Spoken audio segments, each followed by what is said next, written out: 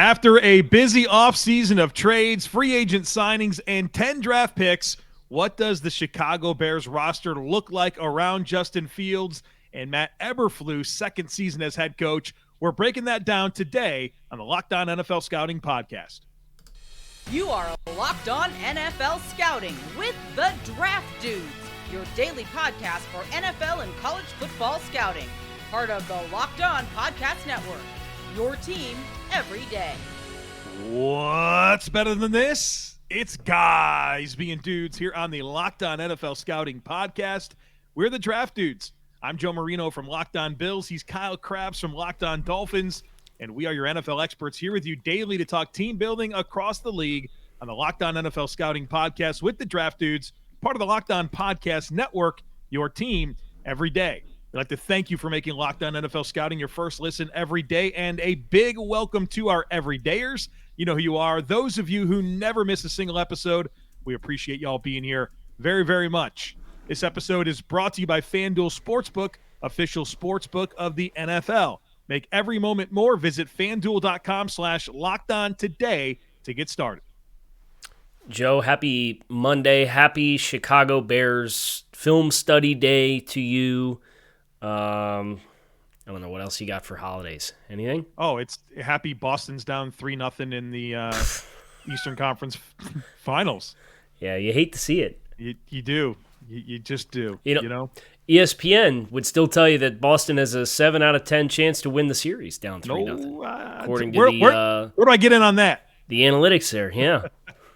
They've got like the betting odds, and Miami's like minus 200 to win the series. And then the ESPN analytics thing is like Boston 70%. And it's like, I don't think so.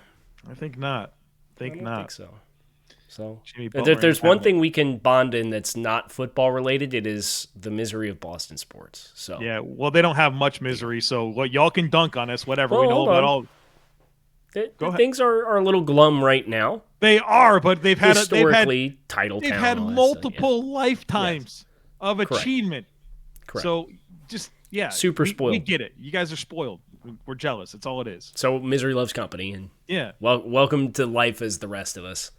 Right. As of the last couple years. So anyway, Chicago Bears is our subject of, speaking of misery-loving company. It was a rough year last year for Chicago. Obviously, year one of Matt Eberflus as the head coach and a new regime, and Ryan Poles as the general manager of this organization. So you kind of figured it would be a foundational year, and sure enough, it was from a performance perspective. Chicago kind of overachieved early, right? Won a couple of games early, won that wet game against San Francisco in week one with a couple of sloppy turnovers, and they end up losing out and getting the number 1 overall pick, trading to number 9, getting a boatload of extra draft capital. A job very well done from Ryan Poles for a rebuilding franchise to take the necessary fundamental steps to optimize having a young quarterback and getting multiple first-round picks and getting a franchise cornerstone in DJ Moore in that trade. But I think this conversation with Chicago has to start with Justin Fields coming into his, third season as a starting quarterback in the NFL. And I have a lot of thoughts about Fields, but Joe, you and I have not talked about Fields since we did the film study.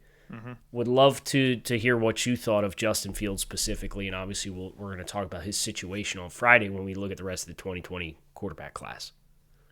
I thought it was an encouraging year for Justin Fields with Luke Getsy now as this offensive coordinator. There was some good in-season evolution with how they evolved their passing game. Obviously, the rushing profile is really, really exciting with what he was able to do to create some plays and not just scramble like he did early, but then they kind of implemented some design runs for him as the season moved along, which I thought was smart. But you saw some of the ability to hit throws down the field. That showed up. But we're looking for this to become a more complete situation here where Justin now has what I think he needs to throw the football, right? I think he's got the receivers and tight ends necessary to not look at this and say, well, he doesn't have anything to work with. And I think their offensive line has been upgraded as well. We'll get into that more in our next segment. But, I think that Justin Fields has had plenty of opportunity to fail forward in his first 2 seasons. And I'm excited to see, again, what it looks like when his second season with Luke Getsy in his third year. Yeah, I thought there were, especially when they started calling the design runs, and they're adding the extra gap, and they're using his speed to the outside and zone reading, and then they're running QB power and QB sweep and pulling offensive linemen and blocking down and getting them on the perimeter and having all the backfield misdirection.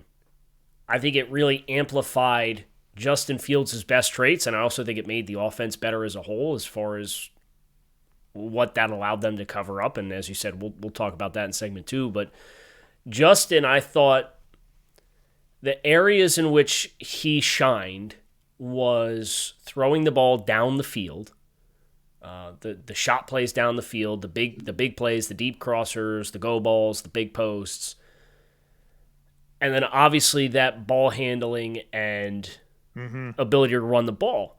I really am interested in seeing him kind of speed up his cadence as a passer. And I don't just mean reading the field. Did you notice, like, on drop back game, his footwork was clean, but it felt like it was very casual, right? And when you're in drop back game, and if you're not getting to the top of the drop with urgency, I think there were times where that impacted the potential timing of some of Chicago's passing concepts. And he's at the top of his drop, and it's probably he's missed the first window for a throw, and then he has to kind of work off schedule. Whereas I think him coming out of snaps and receiving the snap and getting back onto his platform quicker will allow him and the offense to be more in rhythm with consistency. I don't think it's necessarily a reading of the field issue. I think it's by the time he gets back there and is set up to throw, there's not the proper cadence in his drops to go with some of the route concepts. I think that's a good observation, and I wonder how much of that stems from zone and man indicators and how much his running ability really impacts his ability to produce. And, I've read some quotes of his about, when he's seeing zone coverage, how he wants to find holes, and when it's man coverage, then he starts to think a little bit more about running. And those are obvious things that any quarterback would say, but maybe there's some opportunity here to build in some more indicators so that he can identify quicker and have more urgency with his drop, because slow drops leads me to think that he's thinking a lot and he's searching for something. And if he can get some of that picture a little bit more clear pre-snap, I think that's going to help him speed up that process and take advantage of those earlier windows in his drops. What did you think of his quick ball handling skills in quick game and screen game? Outstanding. I thought it was outstanding, especially on some of the rollout type stuff where, ball handling in particular, his fakes, how he would use his body to keep the defense held, force them to commit to certain sides and work back across. I thought his sleight of hand and his ball handling in general was really, really good. What did you think of the timing in the quick game and the screen game? I wish he had different players to throw the ball to. I'm watching him dump it off to Chase Claypool, and I'm like, man, if that was DJ Moore, and it's going to be, I like this a whole lot more. But yeah, I think some of that needs to get better. Yeah, so for me, it's a lot of little things about playing the quarterback position more complementary. I don't see any issues with him reading and processing the field, right? I think you make a great point talking about the post-snap reading of man versus zone and having to walk that tightrope for being such a dynamic player versus having the ability to throw the ball in all levels of the field. But I think when your timing's maybe a little bit off, I think when you're trying to throw quick game and you're maybe not super efficient with your feet, the ball kind of gets out a little bit late in some of the quick game as well, and then your receivers on the perimeter are losing valuable separation in which they could create more yardage after the catch. Those players need to be better, and they will be better this year as well.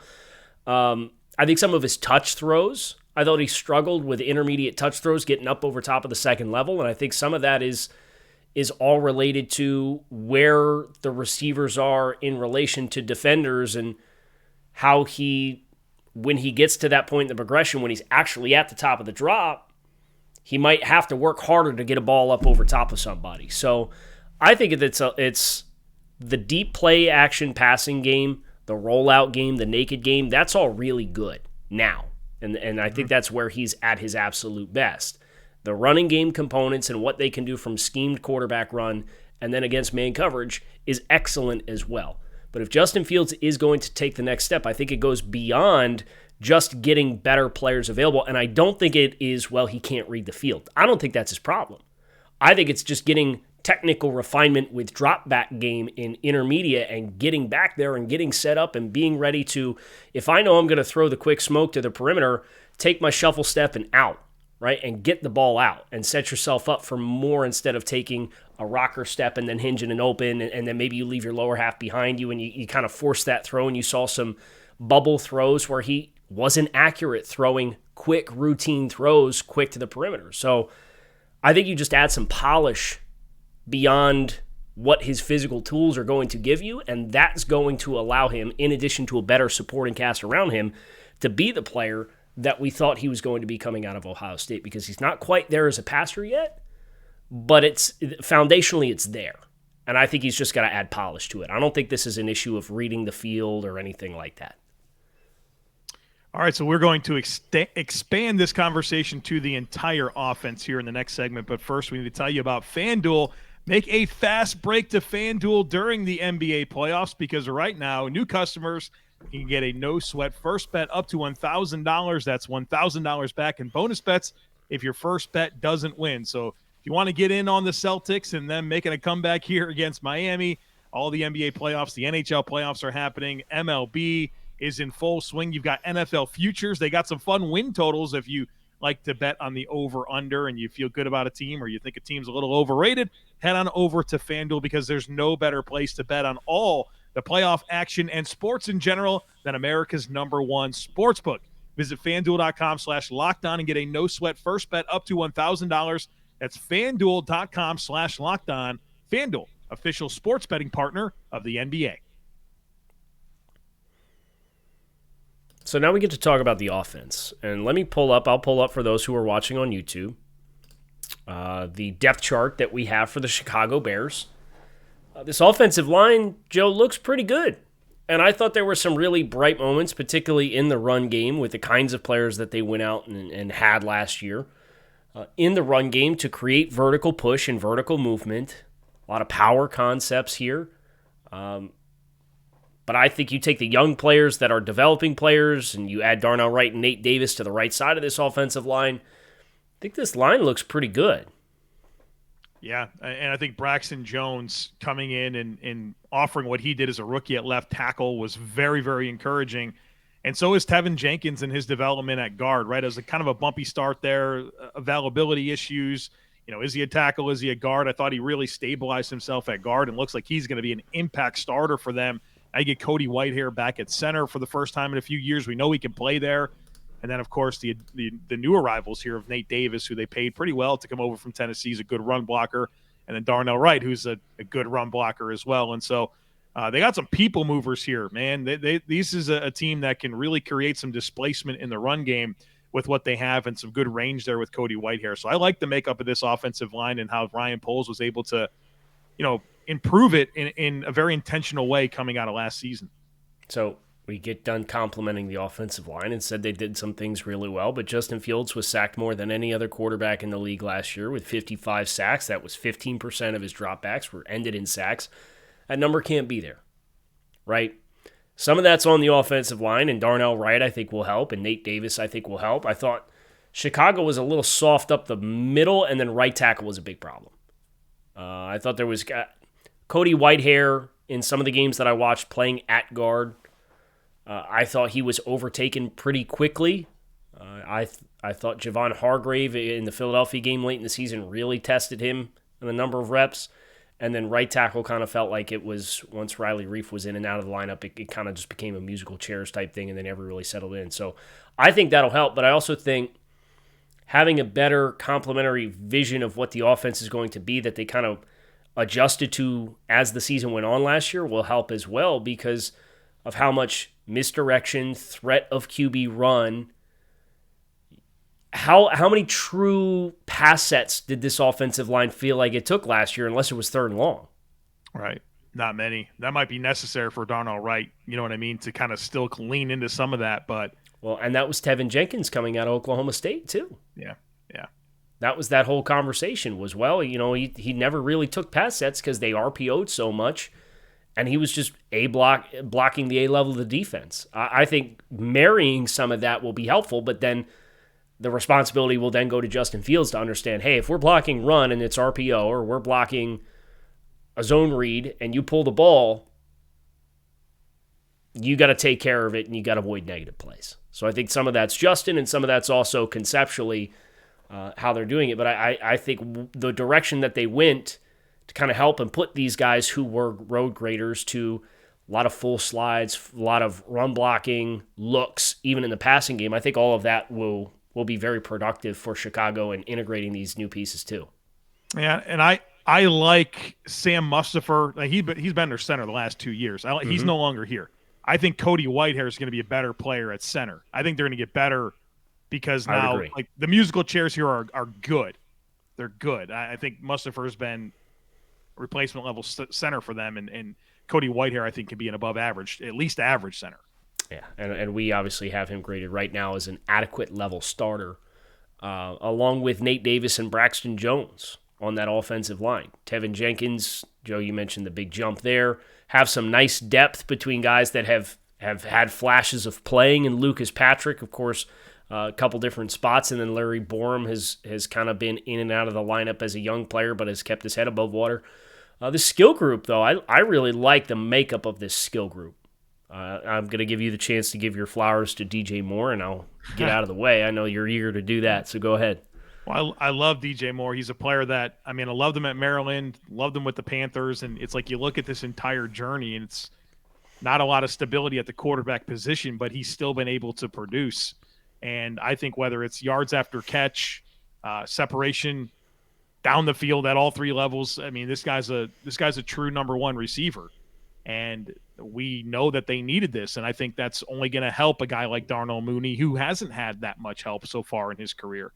And we'll see what happens with Chase Claypool. I think as now further down the totem pole, he should probably be the fourth option in this passing game, right? It should be Moore, Mooney, and Cole Kmet, and then you start to talk about the Chase Claypools of the world, and I think that's a much healthier spot for him to be in. And I know that he's got some size and some straight line athleticism as well, and EQ St. Brown is a reasonable depth piece. So Tyler Scott's a rookie that I like. Now, Velus Jones, that guy needs to really undo a lot of stuff that he did last year. He was a brother. That was an adventure anytime he was called upon to do anything. But I think that the arrival here of DJ Moore is very, very significant for how it redistributes the targets in this passing game and gives him a real number one.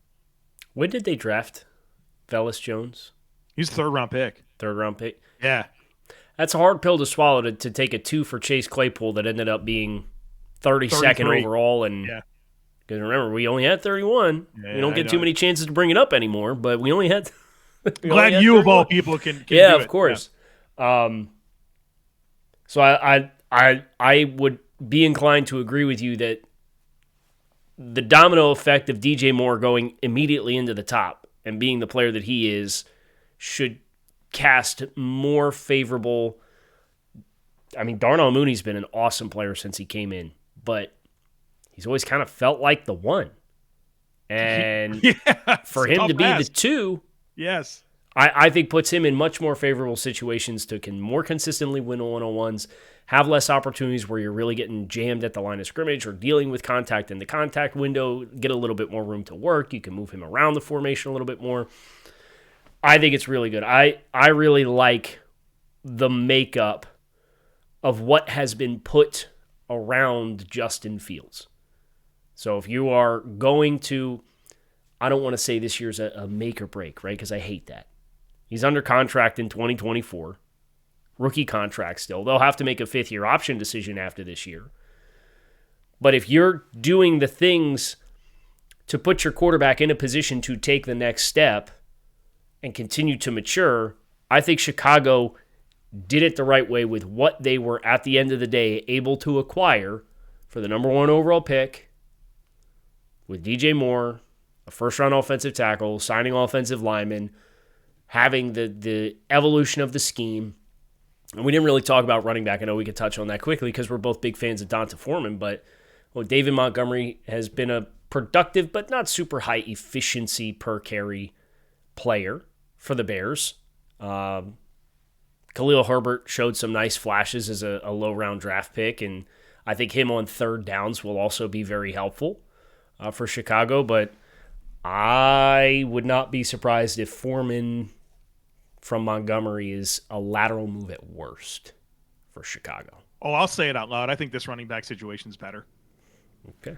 I don't disagree with you. And it's not just Montgomery versus Foreman. Like that's not it. I like Foreman a lot, but it's Roschon Johnson as an addition and in Travis the draft. Homer.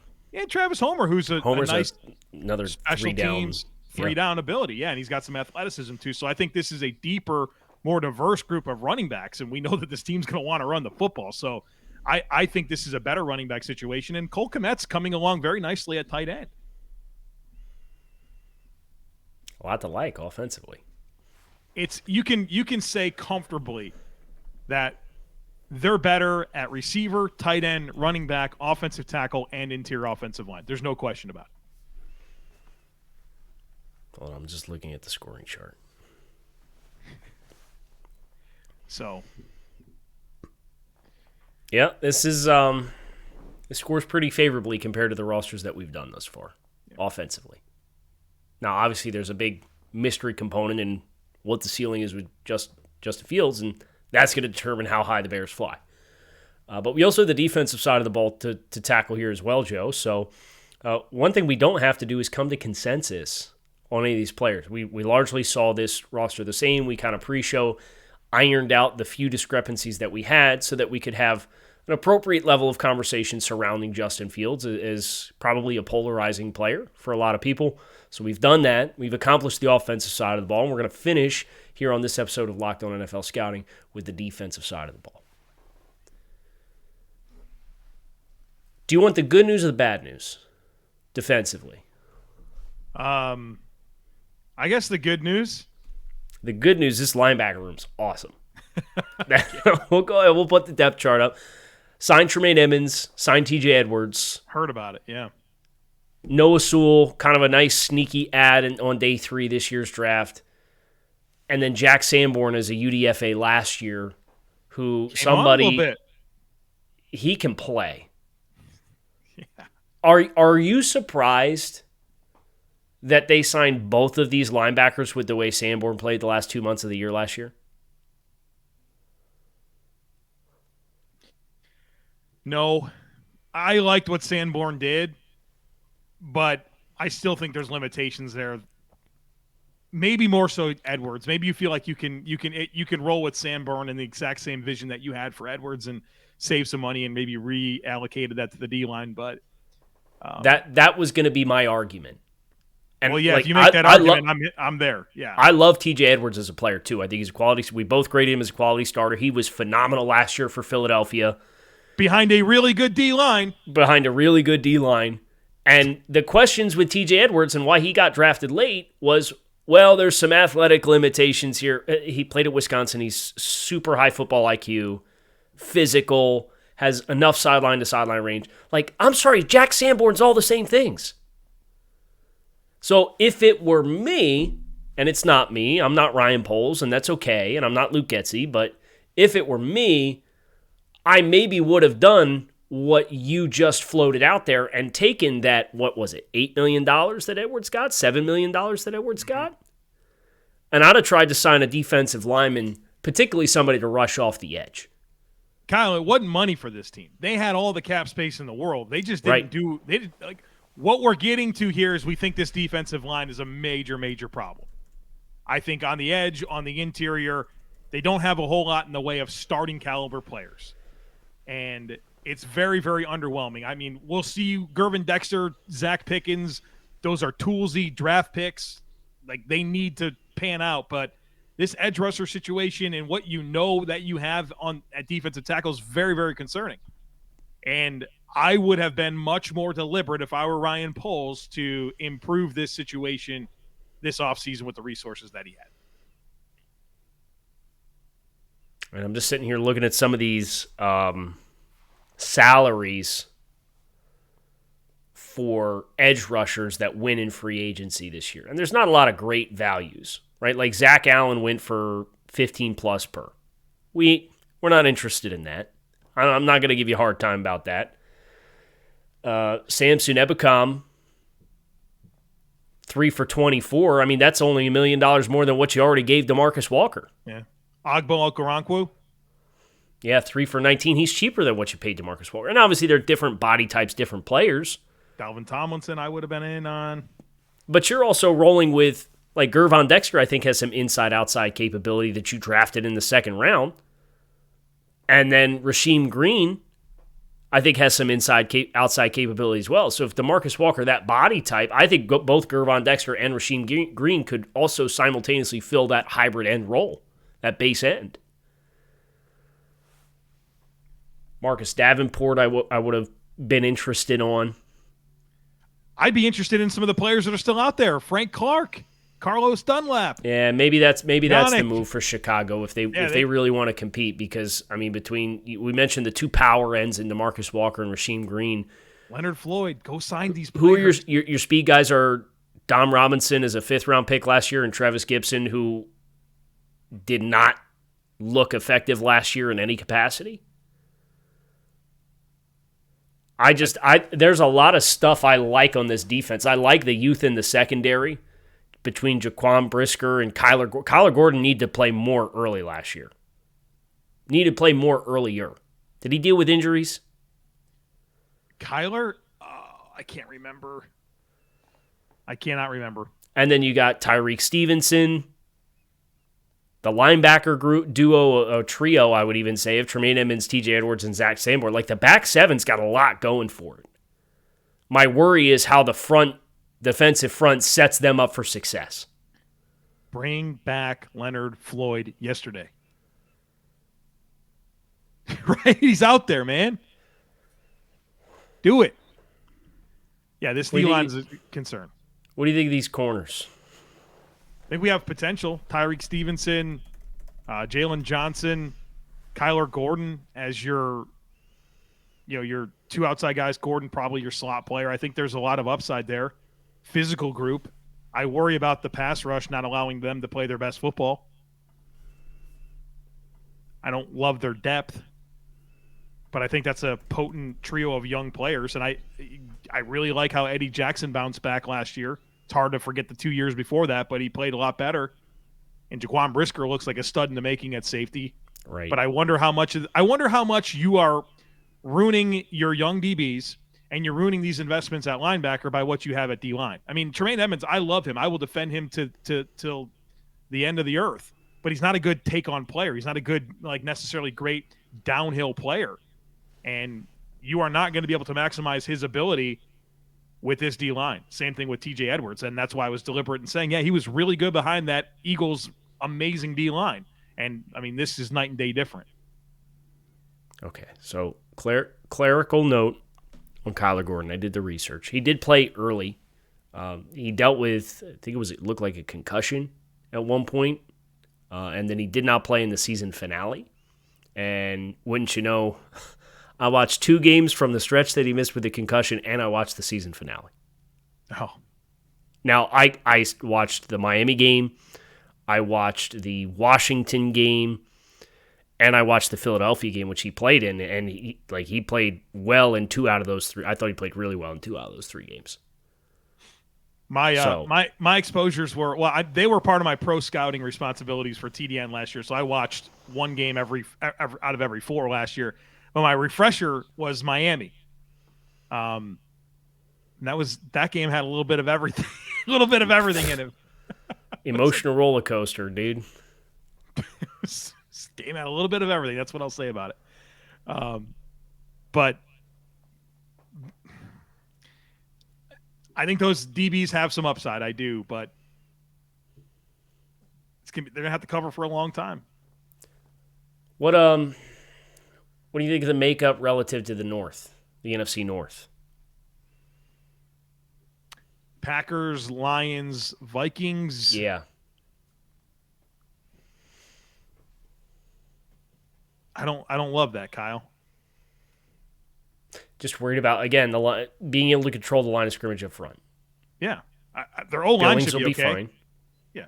Billings will be fine. He's a serviceable one tech, but like there's just not enough here on this D-line.